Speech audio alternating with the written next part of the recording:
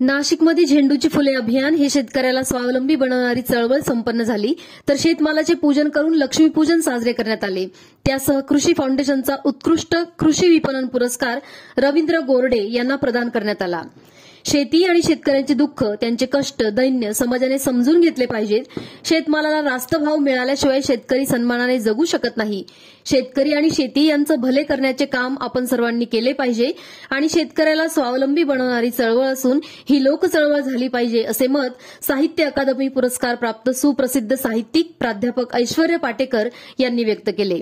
नाशिक येथील जत्रा hotel चौफुली market परिसरात कृषी फाउंडेशन आयोजित झेंडूची फुले अभियानाअंतर्गत शेतमाल पूजन आणि कृषी विपणन पुरस्कार समारंभ संपन्न झाला। यावेळी व्यासपीठावर कृषी विपणन पुरस्कार प्राप्त शेतकरी रवींद्र गोरडे, मविप्र शिक्षणाधिकारी प्राचार्य डॉक्टर विलास देशमुख, प्राचार्य डॉक्टर ज्ञानोबा ढगे, न्यायमूर्ती वसंत पाटील, ज्येष्ठ साहित्यिक रवींद्र मालुंजकर, युवा कवी प्रशांत केंदळे, राजेंद्र सोमवंशी, राजेंद्र उगले, अॅग्रोवन नाशिक जिल्हा प्रतिनिधी मुकुंद पिंगळे, हिंदी साहित्यिक संजीव आहिरे, क्रीडा संचालक प्राध्यापक हेमंत पाटील, इन उत्तर महाराष्ट्र प्रमुख वैभव कुशारे, श्री एल.बी. पवार, प्राध्यापक डॉक्टर योगेश्वर बस्ते, प्राध्यापक नरेंद्र बोरस्ते, प्राध्यापक रणजित गायके, गणेश झोमन, प्रशांत कापसे, गुलाब पवार, पंढरीनाथ कदम, भास्करराव राऊत, रामचंद्र शिंदे आदी मान्यवर उपस्थित होते। यावेळी उपस्थित मान्यवरांनी झेंडूची फुले हातात घेऊन शपथ घेतली। वर्षभर लागणारा सर्व शेतमाल थेट शेतकऱ्यांकडून खरेदी करू। बाजारपेठेत शेतीमालाचे भाव कमी जास्त झाले तरी शेतकऱ्याला परवडेल अशाच भावात शेतमाल खरेदी केला जाईल, अशी शपथ यावेळी घेण्यात आली।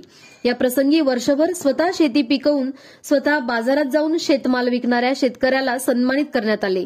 दरम्यान खेडले झुंगे येथील शेतकरी रवींद्र निवृत्ती गोरडे यांना कृषी फाउंडेशनचा उत्कृष्ट कृषी विपणन पुरस्कार मान्यवरांच्या हस्ते देऊन सन्मानित करण्यात आले। नमस्कार, मी प्राध्यापक डॉक्टर ज्ञानोबा ढगे। झेंडूची फुले अभियान गेल्या 5 वर्षापासून आम्ही महाराष्ट्रामध्ये शेतकऱ्याच्या शेतमालाला चांगला भाव मिळावा म्हणून आम्ही एक चळवळ उभी केली आहे। ही चळवळ गावखेड्यातून शहरात आलेले कर्मचारी, नोकरदार, पगारदार, व्यापारी, राजकारणी, डॉक्टर, इंजिनियर, वकील, उद्योगपती ह्या सर्व शहरातल्या भावंडांनी आपल्या गावखेड्यातल्या भावंडाच्या शेतीच्या मालाच्या उत्पादनाला, ह्याच्यामध्ये फळं असतील, फुले असतील, अन्य शेतकरी अन्नधान्य असेल, जे काही शेतातून उत्पादन होतं ह्याचा भाव बऱ्याचदा खाली पडतो आणि मातीमोल प्रमाणामध्ये त्या शेतकऱ्याला आपलं शेतीमाल विकावा लागतो।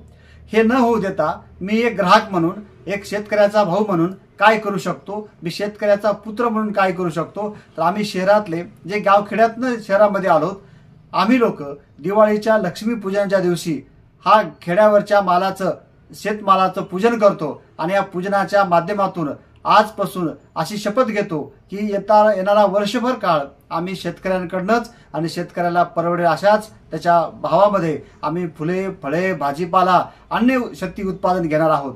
याशिवाय आमच्या गावखेड्यातील छोटे छोटे कारागीर असतात, छोटे छोटे हस्तउद्योग असतात। ह्या छोट्या छोट्या कारागिरांनी शहरामध्ये आणलेल्या छोट्या वस्तू, त्या वस्तूचं कुठली किंमत न करता किंवा त्या उत्पादकाला परवडेल अशा किमतीमध्ये त्याच्याकडच्या हस्त उद्योगाच्या ज्या वस्तू आहेत त्या वस्तू आम्ही, किरकोळ वस्तू ज्या असतात त्या खरेदी करत आहोत। आणि म्हणून मी सर्वांना आवाहन करतो, उद्या लक्ष्मीपूजनच्या दिवसापासून आपण शपथ घेऊया की आपण थेट शेतकऱ्यांकडनं शेतकऱ्याचा शेतमाल विकत घेऊया। सोबतच शेतकऱ्यांच्या मालाला त्याला परवडेल अशी किंमत त्या ठिकाणी देऊ, कारण शेतकरी जगला, शेती टिकली तरच खऱ्या अर्थानं उद्याच्या भारताचं चित्र आपल्याला सुस्पष्ट आणि सुंदर दिसणार आहे। आणि म्हणून सर्व भावंडांना माझी नम्र विनंती आहे की आपण या झेंडूचे फुले अभियान या चळवळीमध्ये सहभागी व्हावं। ज्या ठिकाणी असाल, ज्या गावात असाल, ज्या शहरात असाल, ज्या जिल्ह्याच्या ठिकाणी असाल, त्या ठिकाणी आपण जाऊन उद्या शेतमालाचं पूजन करावं आणि आपण शेतकऱ्याला परवडेल अशा भावामध्ये वर्षभर त्याच्याकडनं शेतमाल खरेदी करावा। धन्यवाद।